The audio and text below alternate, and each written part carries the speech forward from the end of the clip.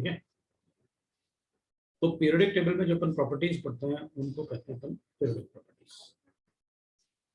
तो periodic properties होते हैं जैसे एटॉमिक रेडियस है, आयनाइजेशन एनर्जी है,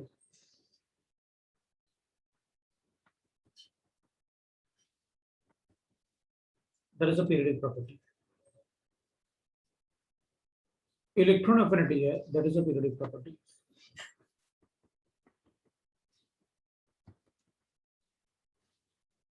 और इलेक्ट्रॉन अफिनिटी है। मेनली तो ये चारों पीरियोडिक प्रॉपर्टीज होते हैं। This is the 4 periodic properties. अब पीरियोडिक प्रॉपर्टीज का मतलब है if a property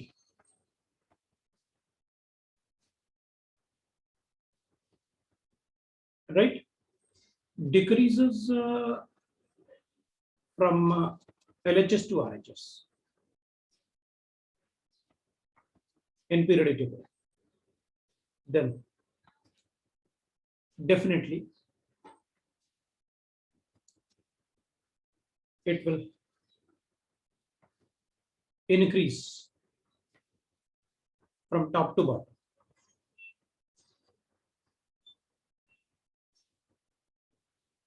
in group।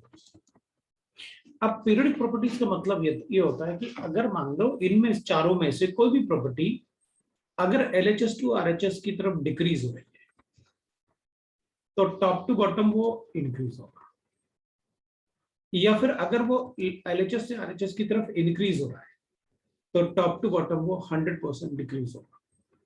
That's why it is called periodic property. मतलब एक तरफ अगर वो इंक्रीज होगा तो टॉप टू बॉटम डिक्रीज होगा, या LHS से RHS डिक्रीज हो रहा है तो टॉप टू बॉटम इंक्रीज होगा। मतलब मुझे वेरिएशन अगर एक तरफ पता है तो दूसरी तरफ ऑटोमेटिकली मैं अपने आप बता सकता हूँ। That is called periodic properties. इनके अलावा भी कुछ कुछ अपन डिस्कस करेंगे, बट मेनली जो पीरियोडिक प्रॉपर्टीज होते हैं, पीरियोडिक प्रॉपर्टीज मतलब the properties, these properties in the periodic table, that is periodic properties. तो अपन इनको डिस्कस करते हैं। First periodic property, atomic radius. Atomic radius we cannot calculate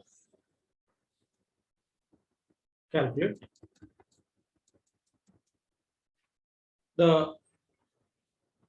exact radius of any isolated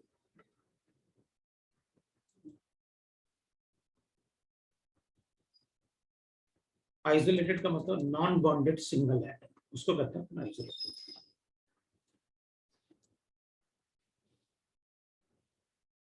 We cannot calculate the radius of any isolated atom accurately. So the atomic radius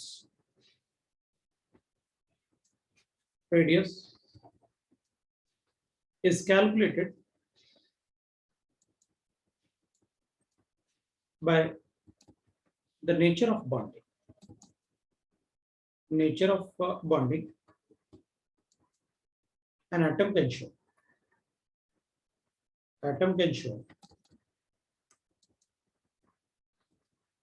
in molecules और crystals, मतलब जो भी होंगे उसमें भी calculate करेंगे।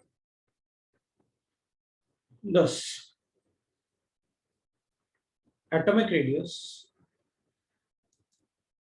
is classified as, हम इसको डिफरेंट वेज में क्लासिफाई करेंगे। Atomic radius is classified edge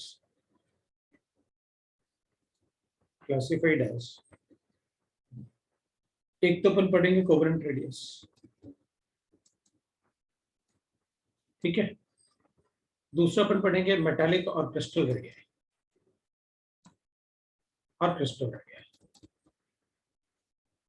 radius. अब थर्ड अपन पढ़ेंगे wonderful radius, Waals radius.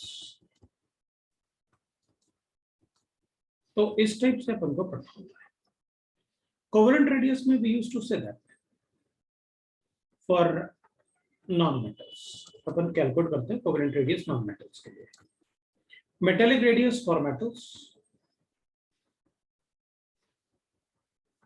Solids दोनों ही, और covalent van der Waals radius for gases, ऐसे तुमको बताया।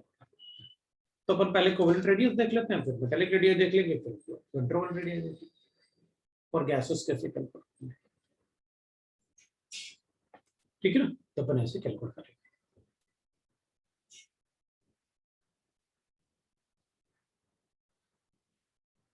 राइट। तो नेक्स्ट पेज पे चलते हैं और कोवेलेंट रेडियस का डिस्कशन। सर एक मिनट सर। चलेगा चलेगा चलेगा।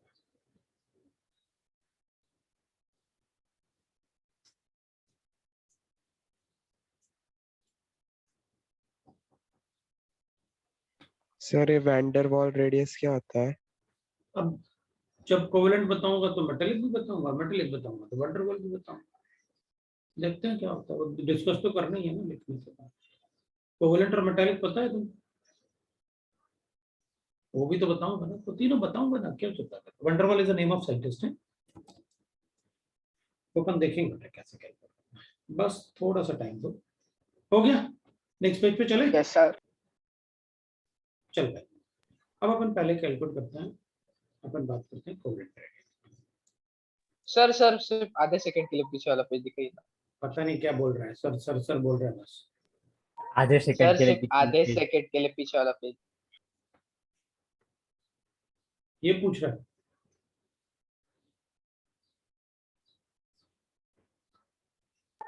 हाँ सर Yes. हो गया सर। कोवेलेंट रेडियस होता है the half of the internuclear distance, half of the internuclear distance between the nuclear between the nuclei of two atoms, between the nucleus of two atoms, the half of the internuclear distance between the two atoms when they are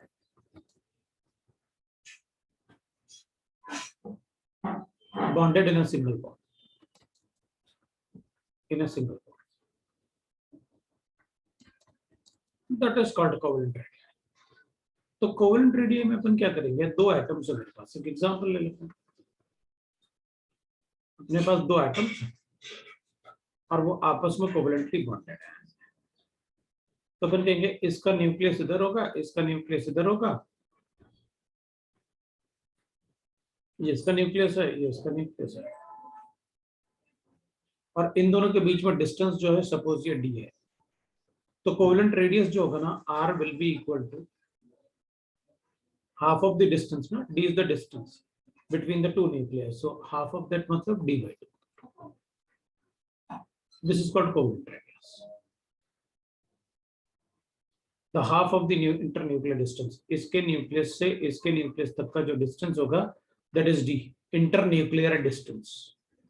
Internuclear distance मतलब दोनों के nucleus में जो distance है उसको अपन कहते हैं internuclear distance. Sir दोनों सेम एटम है ना, सेम टाइप के? कौन सा? एक ही, दोनों एक ही इसके एलिमेंट के एटम्स है ना? बिल्कुल। तो अपन एग्जांपल ले लेते हैं। If D is equal to 0.74 for H2, then the radius of hydrogen atom is 0.37 angstrom unit.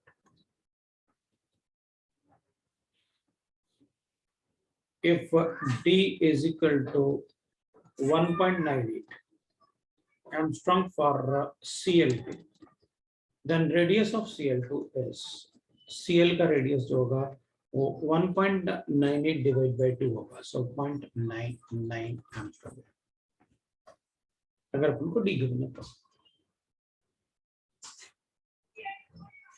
Sir अगर कोई ट्राई एटॉमिक मॉलिक्यूल है तो? दो एटम के बीच में बता सकते हैं, तीन के भी तो बता ही नहीं सकते ना। इंटरन्यूक्लियर डिस्टेंस मतलब ऐसे होता है, जो बॉन्ड लेंथ क्या होगा वही बॉन्ड लेंथ क्या होगा। और अलग अलग एटम है तो अलग अलग दो टाइप के बॉन्ड आएंगे फिर इसमें। तो अपन कहेंगे इफ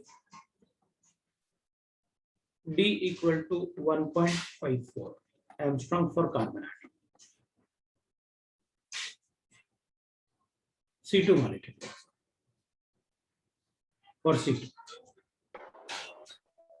सर आपने अभी जो 3 एटम का बोला उसको वापस रिपीट कर सकते हैं? क्या करना है अपन को? तो 3 एटम का जब भी आपने बताया ना वो वापस हाँ वो देख लेंगे अपन अभी। Yes, एक मिनट रुक जाओ बस, अभी देख लेंगे। तो ये आ जाएगा अपने पास 0.77 ना, 7 ऐसे लिख लेंगे।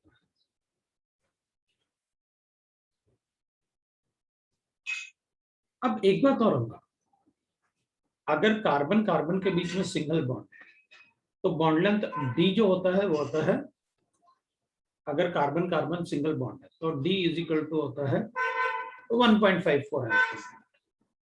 और अगर कार्बन कार्बन डबल बॉन्ड है तो फिर D इज इक्वल टू होता है 1.34 एंगस्ट्रॉम। और अगर कार्बन कार्बन ट्रिपल बॉन्ड होता है तो फिर उस केस में D जो होता है वो होता है 1.20 एंगस्ट्रॉम। तो इनमें से किससे किससे कैलकुलेट करेंगे अपन, मतलब बॉन्ड लेंथ? तो अपन कहेंगे फर्स्ट वाले से। रीजन आपने लिखा था ना, सिंगल बॉन्ड में, जब वो सिंगल बॉन्ड में बॉन्डेड होगा तब आप बॉन्ड लेंथ कैलकुलेट करना, उसका हाफ ऑफ इंटरन्यूक्लियर लेना। कि अगर डबल बॉन्ड होगा तो फिर इसका half is not the covalent radius of carbon, वो कोवेलेंट रेडियस नहीं कहेंगे। कोवेलेंट रेडियस अपन को तभी कैलकुलेट करना है। देखो अगर डबल बॉन्ड में अटैच होगा तो कोवेलेंट रेडियस डिक्रीज होगा, ट्रिपल बॉन्ड में होगा तो और डिक्रीज होगा, क्योंकि ट्रिपल बॉन्ड छोटा होता है। ट्रिपल बॉन्ड में दोनों में इंटरन्यूक्लियर डिस्टेंस चेंज हो जाएगा। इसलिए आप जब भी कैलकुलेट करो, हाइड्रोजन था तो अपन ने ऐसे लिखा, Cl था तो अपन ने ऐसे लिखा, C था तो अपन ने ऐसे, राइट। अब अपन कहेंगे इन case of hetero atom, in case sir वो डबल बॉन्ड वाला फिर से बताओ। बॉन्ड वाले डबल बॉन्ड में मान लो 2 कार्बन एटम है। अब इन दोनों में इंटरन्यूक्लियर डिस्टेंस होगा तो बताओ कार्बन का 0.744 लें या फिर कार्बन के लिए अगर D 1.34 गिवन है तो डिवाइड बाय 2 ले लो। तो डिवाइड बाय 2 लेंगे तो ये तो 6-7 आएगा एंगस्ट्रॉम। तो बताओ ये वाला सही है ये वाला सही है, कौन सा ले लें? तो बाय डेफिनेशन इट इज, आप तभी कैलकुलेट करोगे कोवेलेंट रेडियस जब वो सिंगल बॉन्ड में अटैच्ड हो। तो सिंगल, ओके सर। तो डबल और ट्रिपल बॉन्ड में हम कैलकुलेट ही नहीं कर पाएंगे। नहीं, डबल बॉन्ड ट्रिपल बॉन्ड में अगर आपसे पूछा जाए तो बता देना, लेकिन अगर आपने कुछ भी मेंशन नहीं किया है तो आपने साफ साफ लिखा हुआ है कि आप सिंगल बॉन्ड से बताओ। Okay sir. In case of hetero atoms, in case of bond between the hetero atom, मतलब अलग अलग टाइप के atom between the hetero atoms, heteroatomic atoms. अब हेटेरोएटॉमिक मॉलिक्यूल जैसे मान लो मेरे पास गिवन है HCl, अपने पास HCl गिवन है ना। तो HCl में अपन कहेंगे देखो भाई ये तो इसका बॉन्ड लेंथ मुझे गिवन होना चाहिए, ये वाला बॉन्ड लेंथ। तो D अगर मुझे गिवन है 1.36 एंगस्ट्रॉम, तो ठीक है बता दूंगा व्हाट इज दैट। तो अपन क्या करेंगे, जैसे मान लेते हैं अपन कहेंगे सर एक बार बताओ, हेटेरोन्यूक्लियर एटम में तो एक छोटा एटम है एक बड़ा एटम है। अब बताओ, अब इसको बोलूं क्या, हाफ ऑफ इंटरन्यूक्लियर डिस्टेंस? तो अपन कहेंगे आप थोड़ी बोल सकते हैं भाई इसका रेडियस तो बड़ा होगा इससे। अब अपन ऐसे नहीं बोल सकते हाफ ऑफ इंटरन्यूक्लियर डिस्टेंस, अब हाफ नहीं बोल सकते। मान लो ये H है और ये Cl है, तो in HCl the D is equal to 1.36 angstrom. तब अपन रेडियस थोड़ी बोल सकते हैं कि radius is equal to half of this, no that's wrong. Then D will be equal to radius of hydrogen plus radius of chlorine। आपको ऐसे करना, बॉन्ड लेंथ जो होगा वो दोनों का रेडियस होगा। तो अपन कहेंगे therefore 1.36 Armstrong unit will be equal to how much? Therefore 1.36 will be equal to radius of h plus radius of CL. अब दोनों में से कोई एक देना पड़ेगा आपको, आइदर h का दे दो या फिर CL का दे दो, दोनों में से कोई एक दे दो आप. 0.37 plus 0.99. मतलब वो ये गिवन है ना, ये फिर को साफ साफ दिख तो रहा है ऊपर, आप दोनों को ऐड करके ही तो लिख रहे हो. सर बोलो. सर लेकिन ये तो कोवेलेंट बॉन्ड में हम आपने जो डायग्राम बनाया उसमें तो कोइंसाइड होता हुआ दिख रहा है ना, तो रेडियस प्लस रेडियस 2 कैसे होगा? कुछ तो माइनस होगा ना उसमें से. क्यों? सर डायग्राम में देखो ना, मतलब थोड़ा कोइंसाइड हो रहा है ना वो. हाँ, तो एक इधर भी दूसरे तो में कोइंसाइड हो रहा था जब अपन कैलकुलेट कर रहे थे. इधर भी तो कंसीडर कर रहे थे ना अपन. Yes sir. हाँ, तो उधर भी कंसीडर हो गया वो थोड़ा सा कॉमन. पर ऊपर 2 से मतलब डिवाइड बहुत भी हो रहा माइन्यूट होता है या मतलब माइन्यूट होता है या कैसी नहीं, कंसीडर अच्छा किया खासा हो जाता है? जाता है, बहुत माइन्यूट नहीं, ठीक ठाक हो जाता है, ऐसे कुछ भी नहीं है. तो हम बट अगर इग्नोर कर हेटेरो रहे हैं. एटम्स है, अलग अलग एटम है, तो हाँ ऑब्वियस सी बात है, फिर तो कम ही होगा इसके कंपैरिजन में. एक Okay. छोटा साइज एक बड़ा साइज ना, क्योंकि इसका न्यूक्लियस बड़ी जल्दी इसके बाउंड्री पे आ जाएगा ना, इसका न्यूक्लियस इसकी बाउंड्री पे बड़ी जल्दी आ जाएगा, वो छोटा साइज है ना, तो थोड़ा सा कॉमन आएगा पार्ट और इसका न्यूक्लियस इसके पास है.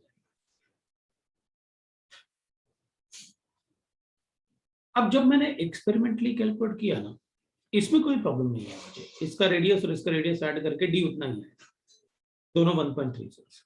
लेकिन जब मैंने कैलकुलेट किया तो ये वैल्यू ना 1.36 से थोड़ा छोटा आता है. व्हाई इट इज सो?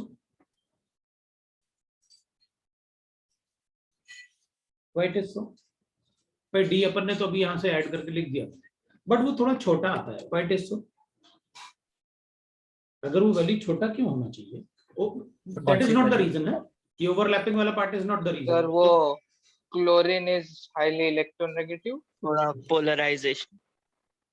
वो हाइड्रोजन अट्रैक्ट मतलब तुम करता लोग ये कह रहे हो कि सर जो आप 1.36 ले रहे हो वो तो इंटरन्यूक्लियर डिस्टेंस हो गया इसके न्यूक्लियस से इसके न्यूक्लियस तक, लेकिन व्हाट अबाउट दैट कि इनके बीच में इलेक्ट्रोस्टैटिक अट्रैक्शन भी हो रहा होगा, वो अट्रैक्शन की वजह से ये दोनों पास हो जाएंगे, थोड़ा सा और पास आएंगे. हाँ सर, जितना पास है वही एरर हमें आ रहा था.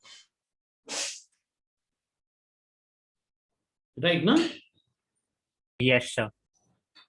तो फिर अपन डी ऐसे लिखेंगे. अब पास आने की वजह से थोड़ा सा डिस्टेंस डिक्रीज होगा,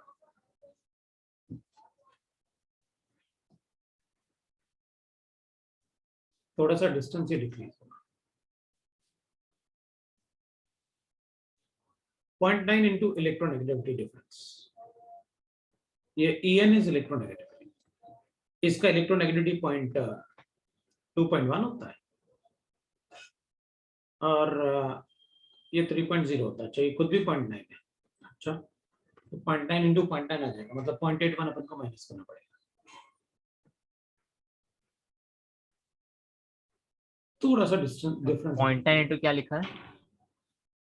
मैं इसको हटा रहा हूँ, एक मिनट रुकना है, एक और 0.9 आएगा, तो थोड़ा सा वैसे कर देते हैं, थोड़ा ऐसे कर लेते हैं. ये अलग है, और डबल बॉन्ड ट्रिपल बॉन्ड लिया था, तो यहाँ पर अपन लिखेंगे, क्योंकि अपन ये एमस्ट्रॉन्ग यूनिट में ले रहे हैं ना, 0.9 तब आएगा जब अपन पिकोमीटर्स में, तो अपन क्या करेंगे, इसको लिखेंगे 0.09 इंटू ये डेल्टा मतलब चेंज और इलेक्ट्रॉन नेगेटिविटी डिफरेंस, ये है. ये मॉड लगा रहा हूं मैं, मॉड इसलिए लगा रहा हूं कि भाई आप डिफरेंस ले लो, आप कुछ गड़बड़ ना करो. मैं डी फिर से लिख रहा हूं, मतलब थोड़ा सा स्पेस मिल जाएगा ना मुझे.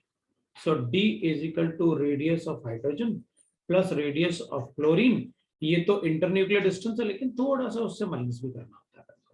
कितना? 0.09 डिफरेंस इन इलेक्ट्रोनेगेटिविटी. मॉड लिया हमने, ये करना होता है,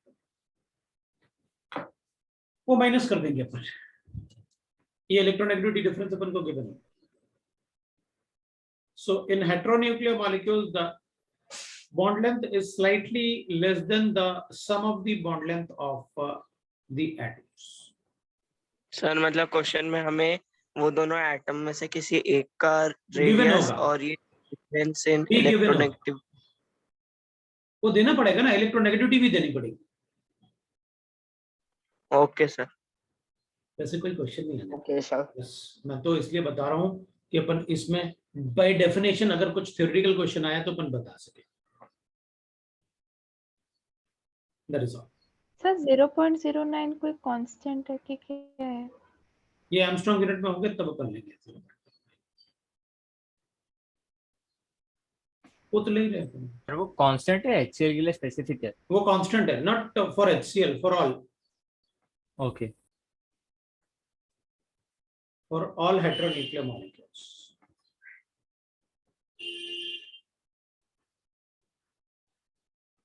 Molecules DAB is equal to R of A plus R of B minus 0.09 difference in electronegativity. ये बना लूंगा। अब A और B आप डिफरेंट एटम अज्यूम कर लो, दैट्स ऑल। वो सभी के लिए ये कॉमन है। ये तो होता है कोवेलेंट रेडियस, जिसमें कोवेलेंट बॉन्ड होगा। So when there is a covalent bond between the atoms, अपन उसमें कोवेलेंट रेडियस कैलकुलेट करेंगे। सेकंड होता है क्रिस्टल रेडियस। इसको अपन मेटालिक रेडियस भी बोलते हैं। अब अपन कहेंगे भाई देखो मेटल्स तो सॉलिड होते हैं, मेटल्स आर सॉलिड्स। जो मेटल होंगे वो तो सॉलिड्स होंगे, उनमें तो कोई कोवेलेंट बॉन्ड नहीं होगा ना। अब मेटल्स जो होते हैं वो ऐसे होते हैं, ये एक मेटल है, ये दूसरा मेटल है, तो इसके डिस्टेंस से लेके इसका डिस्टेंस ले लो आप, और again we can write half of the internuclear distance लिख लें। अगर ये इंटरन्यूक्लियर डिस्टेंस x है तो अपन लिख लेंगे। So radius, metallic radius will be equal to half of the internuclear distance. So internuclear distance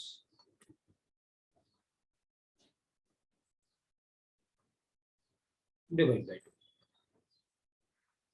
Therefore R will be equal to x by 2. लो भाई आ जाएगा। इंटरन्यूक्लियर डिस्टेंस आपको देना पड़ेगा, मतलब x का वैल्यू देना पड़ेगा। अब क्रिस्टल में क्या होता है कि मेटालिक क्रिस्टल में कोई कॉमन पार्ट नहीं आता ना, बिकॉज वो तो सॉलिड स्फीयर होते हैं, वो तो स्फीयर एक दूसरे को टच कर सकते हैं बस। मेटल्स में इसमें कोई इलेक्ट्रोनेगेटिविटी डिफरेंस नहीं आ सकता। सिमिलरली अगर दोनों का साइज अलग अलग है तो अपन को पता है, अगर एक छोटा मेटल एक बड़ा मेटल है, अब इसमें अपन लिख तो नहीं पाएंगे half of the internuclear distance, लेकिन अपन कहेंगे यहां से लेके यहां तक का डिस्टेंस अगर गिवन है तो अपन को पता है भाई ये A हो गया, ये B हो गया, तो B will be equal to radius of A plus radius of B। जो भी आप D दोगे ना वो D इधर आ जाएगा इन दोनों के बीच।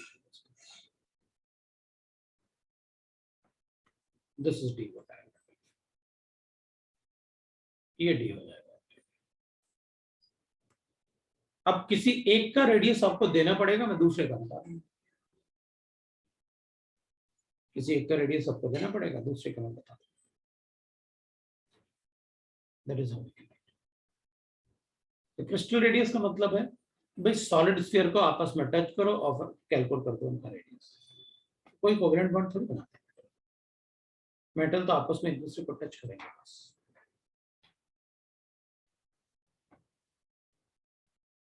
नेक्स्ट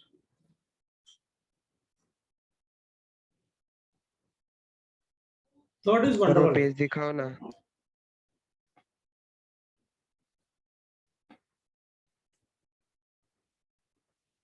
सर वो पिछला वाला स्लाइड दिखाओ ना। हाँ हाँ हाँ सुन लिया, आप चिंता मत करो, आराम से लिखो।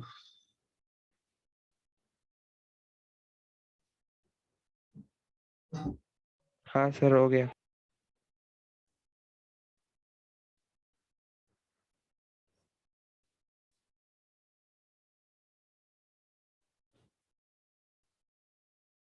है ना। तो नेक्स्ट चेक करते हैं। So for gases the molecules or atoms are apart from each other.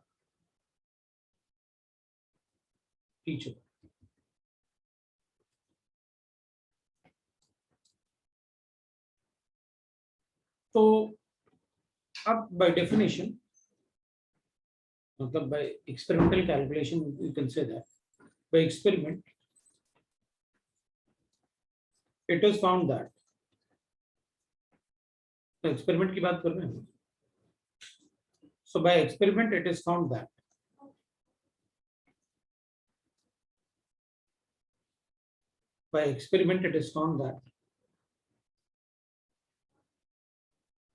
the molecules will remain in gaseous state,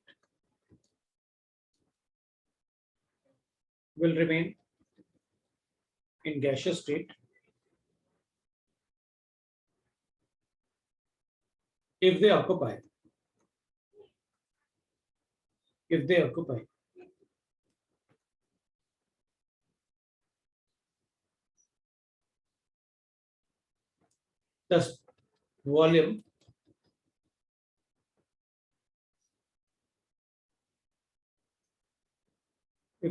the volume which is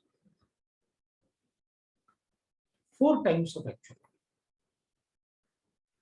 volume. तो एक्चुअल वॉल्यूम से 4 टाइम्स ऑक्यूपाई करेगा। मान लो मेरे पास एक गैस मॉलिक्यूल है और वो ये गैस मॉलिक्यूल है, तो ये गैस मॉलिक्यूल जब अपने वॉल्यूम से 4 टाइम्स वॉल्यूम ऑक्यूपाई करके रखेगा तो वो गैसियस स्टेट में होगा।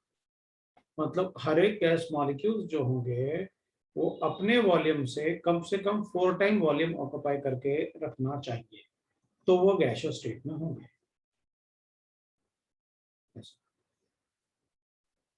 एक्चुअल वॉल्यूम से 4 टाइम्स वॉल्यूम ऑक्यूपाई करके रखें।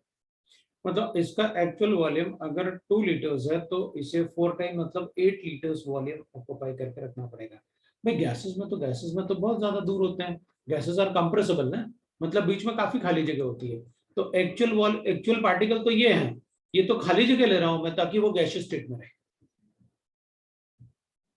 तो इसका अगर मैं इंटरन्यूक्लियर डिस्टेंस लूंगा ना तो then that is called the half of the internuclear distance, इसको D1 ले लो। Then van der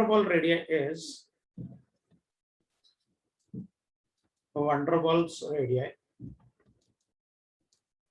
is equal to half of the internuclear distance.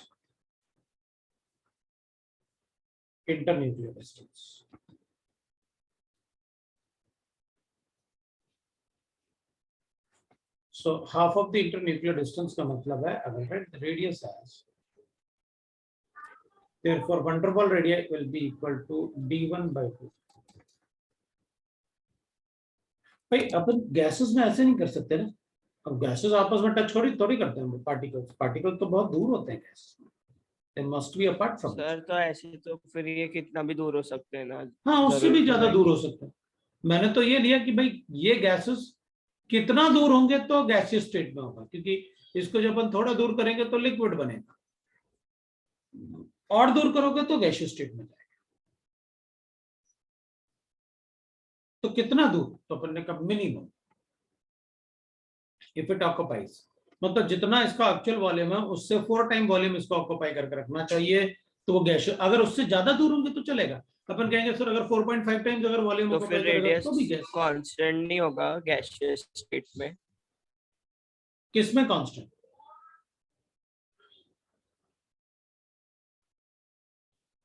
क्या कांस्टेंट लेना है? नहीं मतलब जैसे गैसियस स्टेट में कितना भी दूर रह सकते हैं ना, तो कांस्टेंट नहीं रहेगा ना रेडियस उनका। नहीं, लेकिन अपन एक वो बात तो करेंगे ना कि भाई अगर मान लो गैसियस स्टेट में पार्टिकल्स बहुत दूर है तो पास लेके आओ। हम तो रेडियस तब कैलकुलेट करेंगे ना जब वो इतना पास आ जाए कि उससे पास लेके जाऊंगा तो वो लिक्विड में कन्वर्ट हो जाएगा, तो गैसियस स्टेट में मिनिमम तो रहे ना। ओके सर, तो उस यस सर, कंडीशन समझा। इसको रियल गैस वाले पार्ट में पढ़ेंगे भी बहुत सारा पार्ट, यहाँ तो मैंने सिर्फ डेफिनेशन दिया। फ्रॉम अबव डिस्कशन, जितना अपन ने अब तक डिस्कस किया ना, उससे अपन ये बोल सकते हैं अबव कंक्लूजन, मतलब calculations, we can say that van der Waals radii जो होता है ना,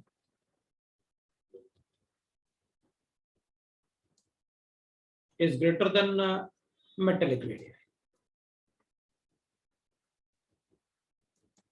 और मेटेलिक रेडियस को होना चाहिए कोवेलेंट रेडियस से ज्यादा। Quite is so. अपन कहेंगे देखो वंडरवॉल रेडिया में पार्टिकल दूर होता है, मेटेलिक रेडिया में पार्टिकल आपस में टच करता है, और कोवेलेंट रेडिया में तो काफी सारा पार्ट कॉमन भी हो जाता है, छोटा तो हो ही जाए, लाइक दैट ना। So we can say that van der Waals radii क्या होता है, कोवेलेंट रेडिया क्या होता है, लाइक दैट। सर बोलो। सर वो 4 टाइम्स वाला बताया ना आपने, एक बार वापस बताओ ना। मैंने कहा भाई देख, वंडरवॉल रेडिया जो होता है ना,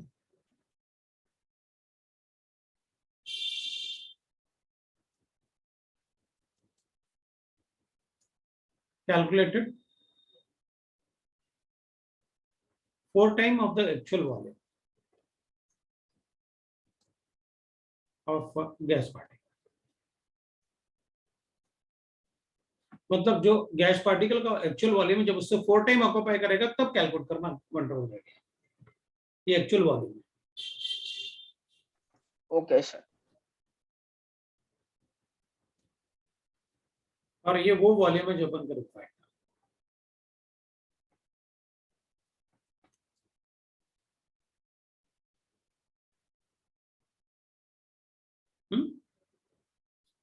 तो अपन ऐसे कहते हैं।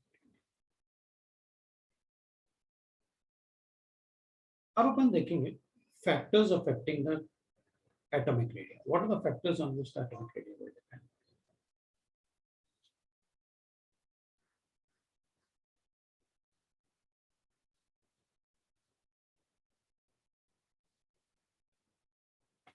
ठीक है, yes sir. Factors affecting the metallic radio,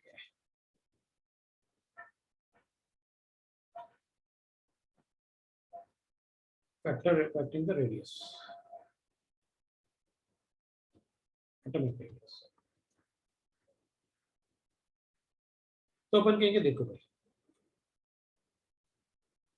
radius is directly proportional to n square and inversely proportional to z. Therefore, in a period where n is constant, it decreases from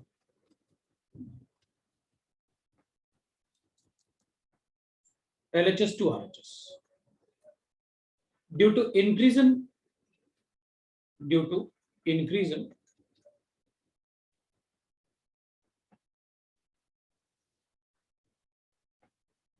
atomic number,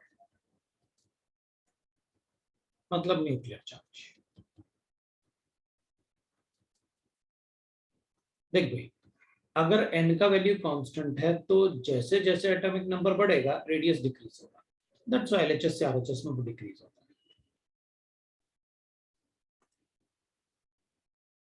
In a group, it increases from top to bottom.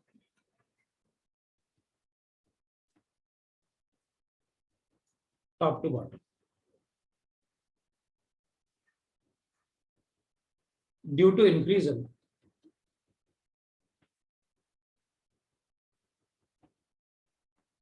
number of shares. वो R से N जो है वो directly proportional है ना, R is directly proportional to N square. तो अगर n change होगा तो रेडियस उसका पावर 2 टाइम्स चेंज होगा, n स्क्वायर से चेंज होगा ना, जबकि z से सिर्फ वो इनवर्सली प्रोपोर्शनल होता है, इसमें n से डायरेक्टली n स्क्वायर से डायरेक्टली प्रोपोर्शनल, तो n is more dominating factor than z।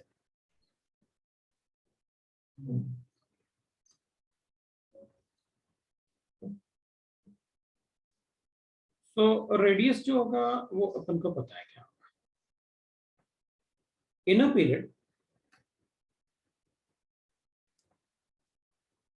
The maximum size is of noble gases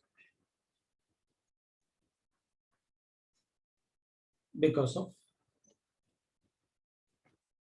वंडरबल radius. भाई नोबल गैसेस के लिए तो वंडरबल रेडियस कैलकुलेट करो, नोबल गैसेस के लिए तो वंडरबल रेडियस कैलकुलेट करो, और इन अ ग्रुप वो टॉप टू बॉटम इंक्रीज होगा बिकॉज शेल का नंबर बढ़ेगा। अपन एक एग्जांपल लेके देखते हैं, एक एग्जांपल लेके देखते हैं। सपोज अपने पास गिवन है एटॉमिक नंबर वर्सेस रेडियस।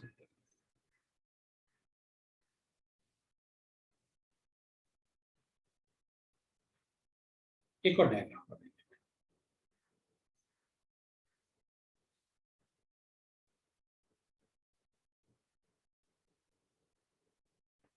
अब अपन कहेंगे देखो, अगर मान लो मैं यहाँ पर एटॉमिक रेडियस पिकोमीटर्स ले लेते हैं, थोड़ा नंबर वैसे होता है, और यहाँ z एटॉमिक नंबर ले लेता हूँ, यहाँ भी एटॉमिक रेडियस लिखता हूँ और इन पिकोमीटर्स,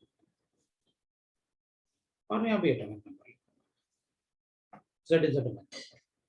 तो अगर मैं सपोज यहाँ पर लिथियम से लिखता हूँ, lithium, beryllium, boron, nitrogen, carbon, fluorine, मतलब लिथियम होगा, बेरिलियम होगा, we can write boron, carbon, nitrogen, oxygen and then fluorine. तो ये एक ग्रुप में अपन रेगुलरली डिक्रीज होगा, ये तो अपन ने लिखा ही था कि भाई in a group it decreases because n remain constant but the nuclear charge बढ़ेगा, न्यूक्लियस में चार्ज बढ़ेगा तो attraction of electron to the nucleus बढ़ेगा। न्यूक्लियर चार्ज मतलब न्यूक्लियस में अगर प्रोटॉन बढ़ेंगे और आप सेम शेल में इलेक्ट्रॉन ऐड करते हो, प्रोटॉन बढ़ते गए सेम शेल में ऐड करते गए तो उसका अट्रैक्शन टू द न्यूक्लियस बढ़ता जाएगा, अट्रैक्शन बढ़ेगा। तो ऑब्वियस सी बात है, सेम डिस्टेंस पे इलेक्ट्रॉन ऐड करने से और प्रोटॉन बढ़ रहा है तो वो अट्रैक्शन बढ़ता जाएगा, तो साइज छोटा होता जाएगा। अब इसमें इसका साइज अगर अपन चेक करेंगे, दैट इज अगर अपन लिखना चाहें कि भाई लिथियम कितना होता है तो 152, ये 1.52 एंगस्ट्रॉम यूनिट लिख लो या 152 लिख लो, एक ही बात है, right?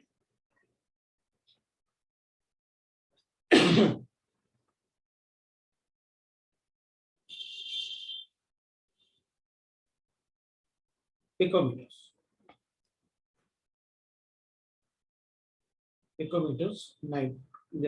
nitrogen is that is 76 है, 74 या 76 है, बहुत कम चेंज होता है। फिर ऑक्सीजन इज 66 और ये 65, मतलब यहाँ पर काफी कम चेंज आता है।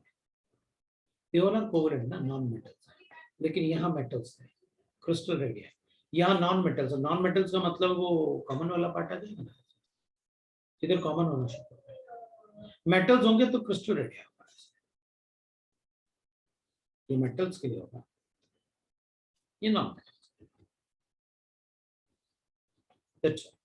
वो काफी छोटा होगा और इंटरन्यूक्लियर डिस्टेंस का। और इधर अगर अपन चेक करेंगे दैट इज, चलो लिथियम से इधर भी चेक कर लेते हैं, तो विल राइट दैट लिथियम,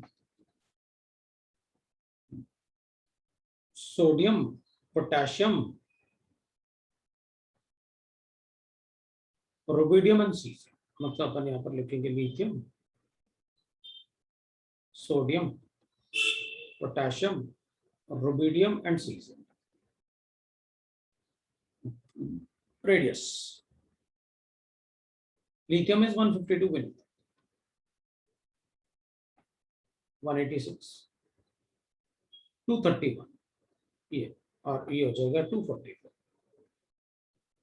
और ये हो जाएगा 262. सब पिकोमीटर्स में. और अगर अपन सपोज करते हैं फ्लोरीन वाला लिख लेते हैं, फ्लोरीन हेलोजेंस वाले ग्रुप को लिखते हैं, तो हेलोजेंस वाले ग्रुप में अपन कहेंगे भाई ये ऐसे हो जाएगा फ्लोरीन, क्लोरीन, ब्रोमीन और आयोडीन. सो ये फ्लोरीन है, ये क्लोरीन है, ये ब्रोमीन है और ये आयोडीन है. अगर अपन फ्लोरीन लिखेंगे तो वो तो आपने मुझे बताई था भाई 64 होता है. क्लोरीन दैट इज 99, थोड़ी देर पहले आपने कैलकुलेट करके बताया था. Bromine is 114, iodine is 133. या अपन से पूछेंगे लिथियम बड़ा होता है या आयोडीन बड़ा होता है? लिथियम बड़ा होता है, आयोडीन बड़ा होता है? लिथियम बड़ा होता है. ये इसके कोवेलेंट रेडियस है. कोवेलेंट रेडियस नॉन मेटल है ना, जबकि ये इसके मेटेलिक रेडियस हो गए. ये मेटल्स हैं, मेटेलिक रेडियस बड़ा ही होता है कोवेलेंट रेडियस, इसलिए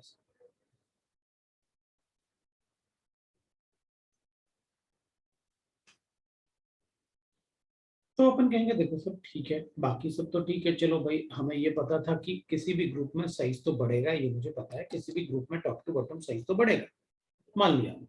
और इसमें कोवेलेंट रेडियस है, इसमें मेटेलिक रेडियस है, इसलिए ये साइज बड़ा है. इससे मैं वैल्यूज भी इसलिए लिख रहा हूं कि आप कहीं कोई कंफ्यूजन ना हो. लेकिन ये तो बताओ कि ये तो बढ़ रहा था बढ़ रहा था बढ़ रहा था टॉप से बॉटम, ये एकदम से ऐसे क्यों हो गया?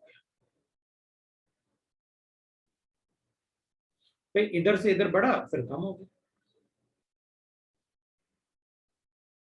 इधर तो चलो आपने बताया कि भाई ये मेटेलिक रेडियस थे दोनों, तो मेटेलिक रेडियस कैलकुलेट किए अपन ने. उसके बाद नॉन मेटल आए तो कोवेलेंट रेडियस होगा. कोवेलेंट रेडियस होगा तो इंटरन्यूक्लियर डिस्टेंस काफी पास होगा,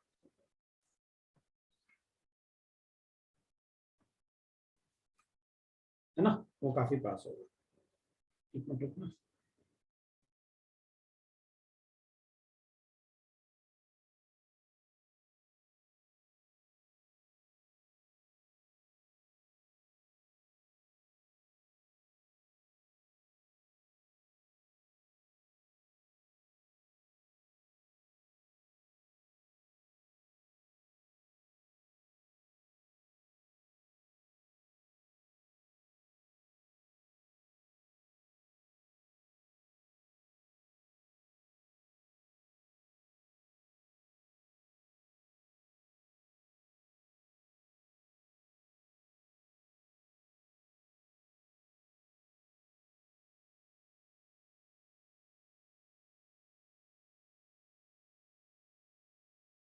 तो we are able to tell कि भाई यहाँ पर मेटेलिक रेडियस कैलकुलेट किया अपन ने. अब अपन कहेंगे सर वो तो ठीक है, ये बताओ कि ये इससे ये बढ़ गया, ये बढ़ गया, ये कांस्टेंट जैसे कैसे हो गया? भाई अपन ने लिखा लिथियम, सोडियम, पोटेशियम, रुबिडियम और सीजियम. यहां तो आपने अच्छा खासा बढ़ाया, यहां से काफी इंक्रीज है. भाई ये 152 था, यहां से आपने 186 किया, यहां पर आपने 231 किया और यहां पर आपने सिर्फ 244 किया और ये 262 किया. तो ये काफी छोटा इंक्रीज है ना, स्मॉल चेंज, काफी छोटा चेंज. ऐसा क्यों? तो देख भाई अपन को एक बात तो पता था कि अगर हम एटॉमिक नंबर की बात करें तो अपन को पता था लिथियम में एटॉमिक नंबर 3 था, ये 11 था, ये 19 था. अब इसमें 19 प्लस 18 अपन ऐड करेंगे, इसमें 18 ऐड कर दो 19 में, तो अपन क्या लिखेंगे? 18 ऐड करोगे तो 37 आ गया अपने पास। 37 में फिर आप 32 ऐड कर दो रुबिडियम से सीजियम। तो हमें एटॉमिक नंबर से क्या फर्क पड़ रहा है सर, मतलब मुझे समझ में नहीं है एटॉमिक नंबर से मैं क्या करूंगा उसमें? 37 प्लस इलेक्ट्रॉन 32 कर दो इसमें, तो तुमको इसका एटॉमिक नंबर पता चल जाएगा। तो उससे मुझे क्या क्या फर्क पड़ेगा उससे? न्यूक्लियर चार्ज बढ़ रहा है।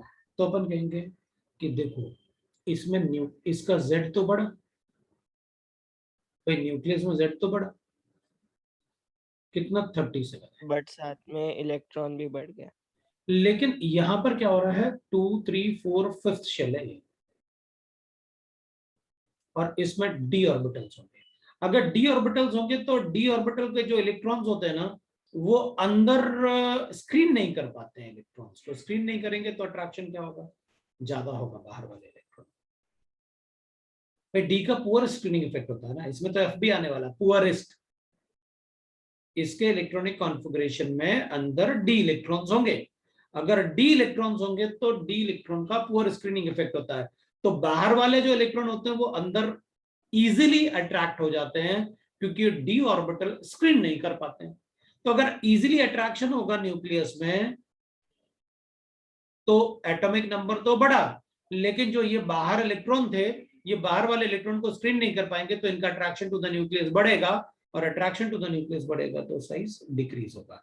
इसलिए जैसे ही डी इलेक्ट्रॉन आने शुरू हो गए साइज में वेरिएशन बंद हो गया, ऑलमोस्ट नेग्लिजिबल हो रहा है। So this variation in size is because of the presence of D orbital electrons which have poor screening effect. तो फिर वो ज्यादा variation. So the small change in potassium to rubidium and cesium is because of presence of d orbital electrons. The small change in size of potassium to rubidium and rubidium to cesium is because of the d orbital electron present in the inner shells, present in the inner shell, sir एक बार वो फिर से दिखाइए ना, वो जो in लिखा the था inner ना shell change. which has poor skin effect. So अपन बता सकते हैं उनके poor skin effect की वजह से वैसे होगा d orbital electrons which has poor skin effect.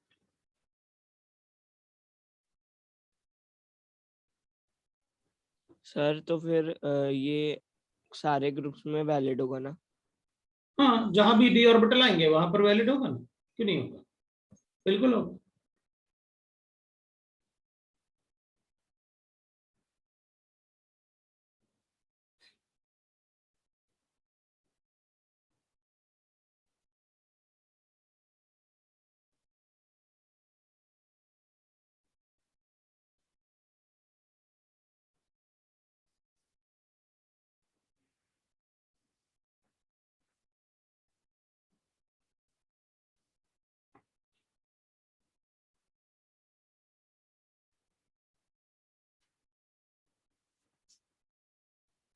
Next we can write.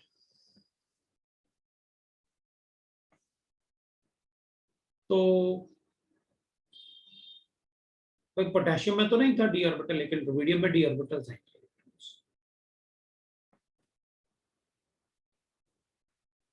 वो स्क्रीनिंग इफेक्ट इसलिए तो पढ़ा था। अब अपन बात करते हैं इम्प्योरिटी में,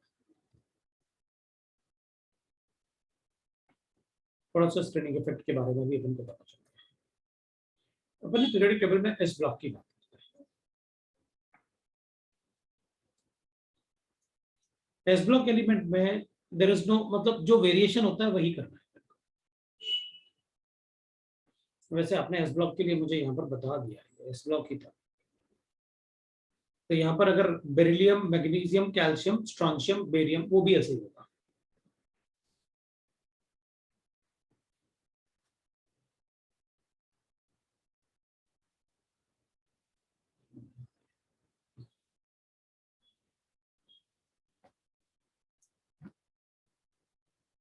ठीक है, वो भी ऐसे ही होगा। नेक्स्ट, एस ब्लॉक में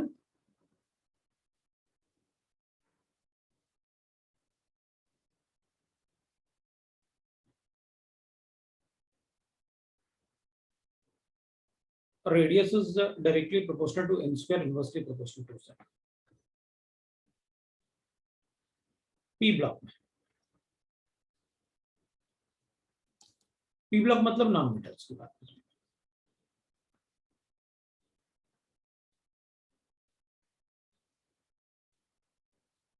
For alkali and alkaline metals, S block मतलब alkali and alkaline metals.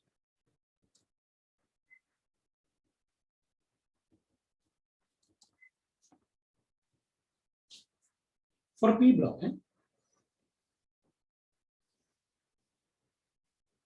generally they follow are directly proportional to n square, inversely proportional to sine. But जब D से P ब्लॉक में electrons आते हैं ना, जैसे अपन लिखेंगे boron, aluminium, gallium, helium and indium, तो अपन ऐसे लिख सकते हैं। और गैलियम से पहले जिंक होता है, कैडमियम होता है, मरकरी होता है, कार्बन होता है, सिलिकॉन होता है, और जर्मेनियम होता है, टिन और लेड होता है।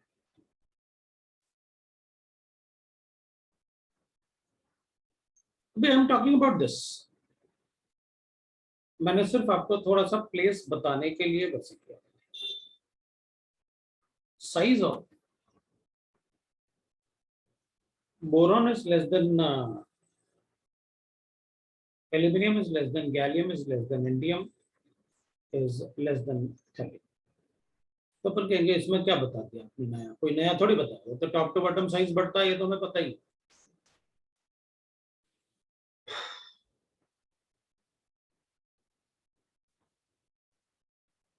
Boron is less than gallium, gallium is less than aluminum, aluminum is less than indium, indium is less than thallium.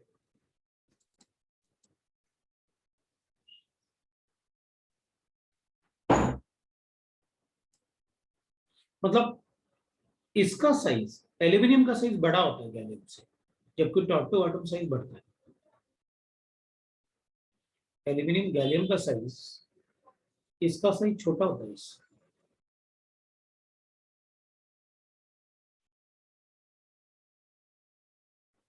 Aluminium का साइज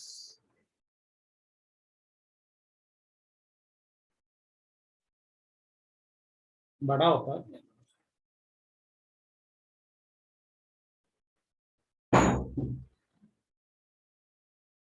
एल्यूमिनियम जो होता है वो 143 होता है, जबकि 134, 132 या 133 होता है।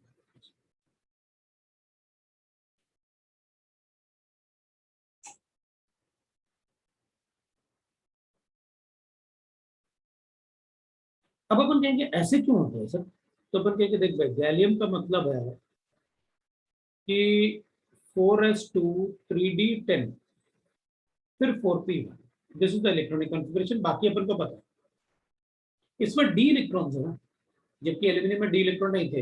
ये डी इलेक्ट्रॉन की वजह से इनका जो स्क्रीनिंग इफेक्ट होता है वो पुअर होता है। पुअर स्क्रीनिंग इफेक्ट की वजह से वो बाहर के जो इलेक्ट्रॉन्स होते हैं वो न्यूक्लियस में ज्यादा अट्रैक्टेड होते हैं, तो इसका साइज छोटा हो जाएगा। इसमें डी ऑर्बिटल होते ही, मैं तो वेरिएशन भी, ये साइज भी लिख रहा हूँ, फिर अपन सबको पता है कि क्या करना होता है भाई, इसका साइज छोटा होना चाहिए इससे। Sir top to bottom size बढ़ता है, ये आप क्या बता रहे हो, मतलब ऐसे भाई ठीक है इसका साइज बड़ा होगा इससे, इसका साइज बड़ा होगा इससे, ये ऐसे होना चाहिए। आप तो यहाँ कुछ और ही बता रहे हो। हाँ यही होता है। तो वेरी फर्स्ट पेज पे पीरियड टेबल देखो, वहां पर मैंने इस पार्ट को सर्किल किया। मैंने आपसे कहा था कि ये पार्ट आपके लिए इंपॉर्टेंट है, उस पार्ट को सर्किल किया ना। अब देखिए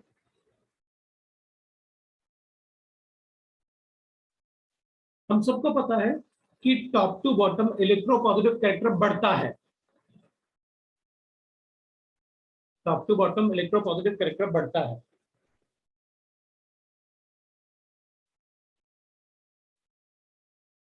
लेकिन इस ग्रुप में ऐसा नहीं है।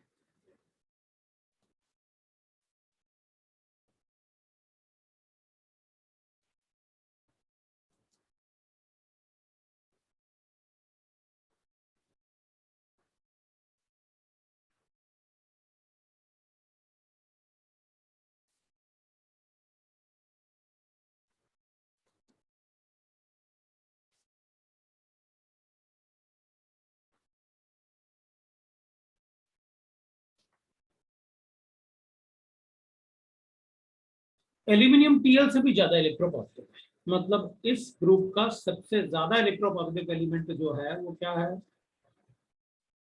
एल्यूमिनियम।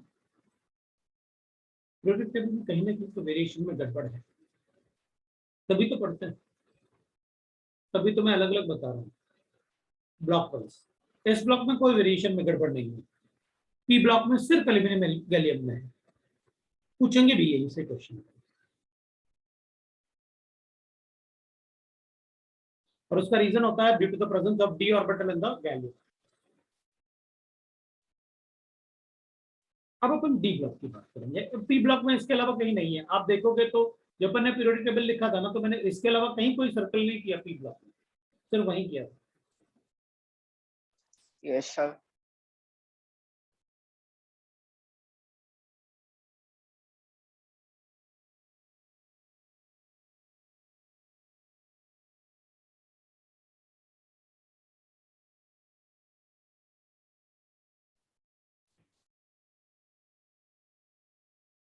तो मैंने सिर्फ आपको इसी पार्ट में बताया, पी ब्लॉक में और कहीं कोई सर्कल नहीं बनाया। बाकी नीचे ये बनाया था वो अलग पार्ट है, पीएल पीबी और इसमें वो डिफरेंट पार्ट है, बट रेडियस के लिए वो नहीं। चलो अब नेक्स्ट देखते हैं। अब डी ब्लॉक की बात, डी ब्लॉक एलिमेंट।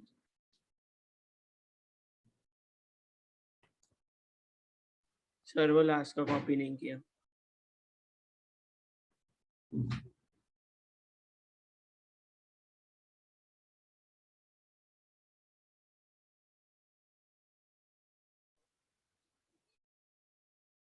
हाँ सर हो।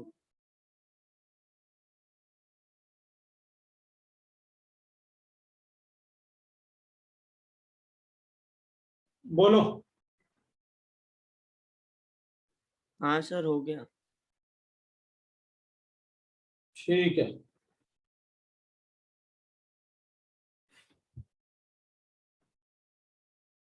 तो अपन बात करेंगे भाई डी ब्लॉक एलिमेंट की। अब डी ब्लॉक एलिमेंट्स में अपन जो पढ़े हैं डी ब्लॉक एलिमेंट्स में कि भाई डी ब्लॉक एलिमेंट होते क्या।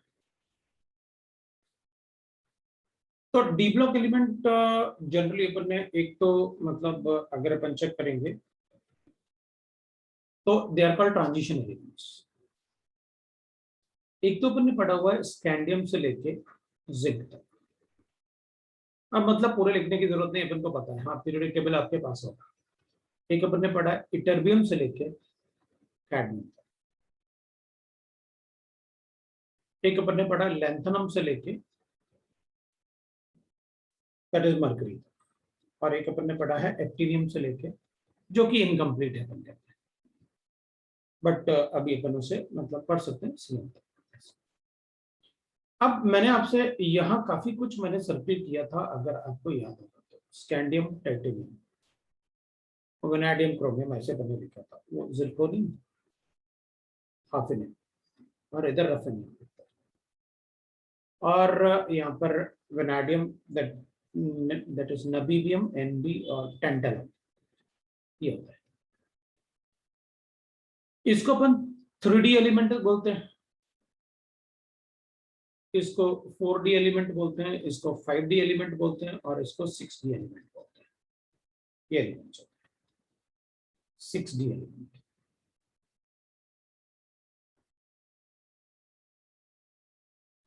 अब अपन क्या करेंगे, अगर अपन चेक करेंगे ना इसमें, तो मुझे नहीं लगता मुझे किसी का इलेक्ट्रॉनिक कॉन्फ़िगरेशन लिख के बताने की जरूरत है। इन सब में d ऑर्बिटल्स हैं, मतलब जैसे जैसे मैं यहां से यहां की तरफ जाऊंगा साइज डिक्रीज होता है।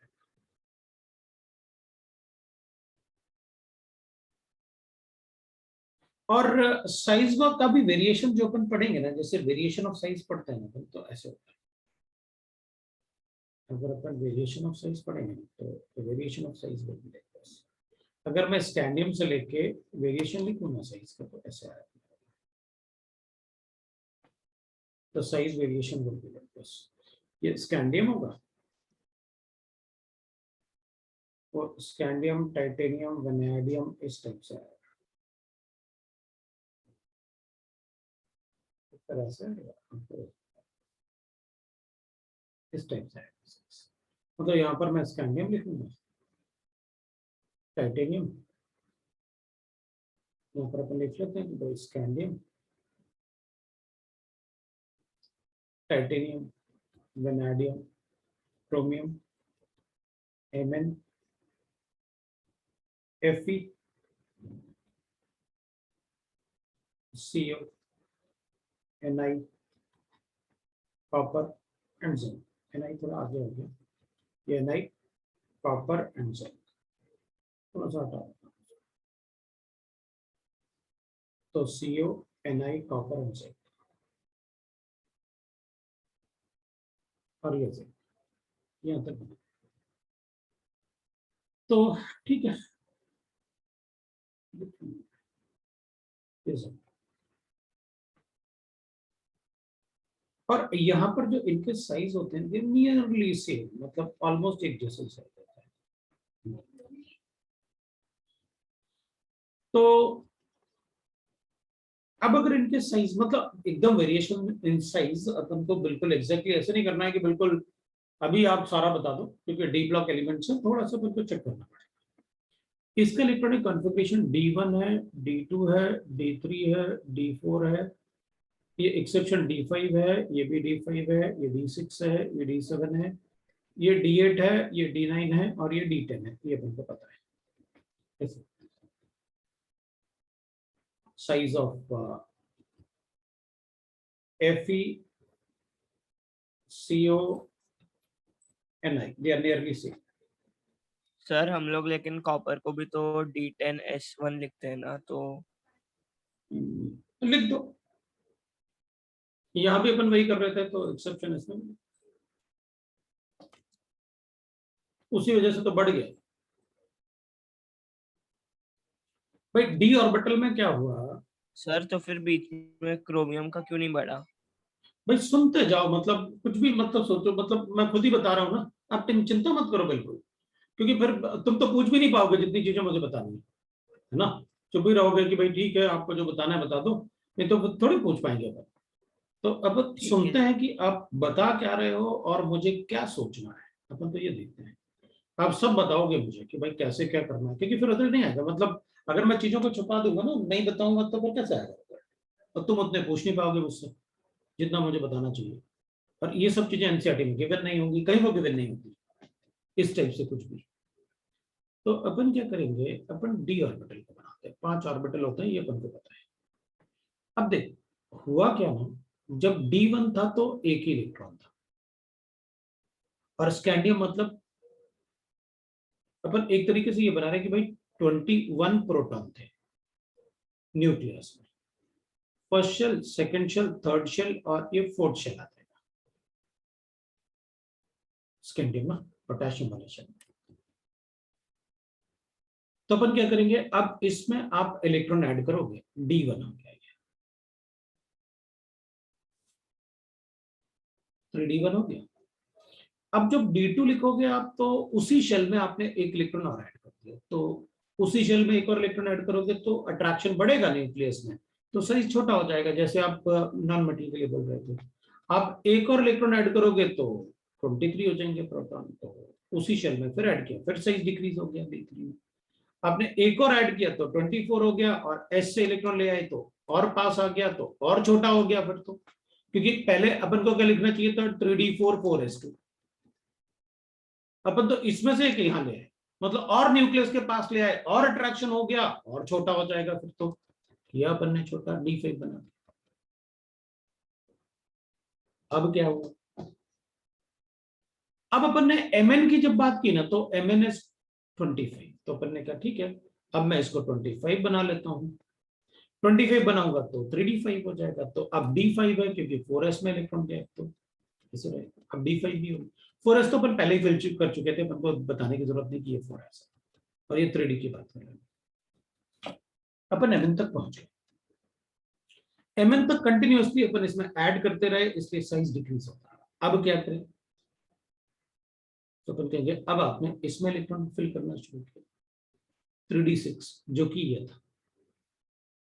जब आपने 3D6 किया ना तो न्यूक्लियस में आपने एक प्रोटॉन बढ़ाया, 3D6 किया तो आपने 26 किया प्रोटॉन। जब आपने 26 प्रोटॉन किया तो ऑब्वियस सी बात है आपने इसको D6 किया तो अट्रैक्शन, उसी शेल में ऐड किया तो अट्रैक्शन हुआ।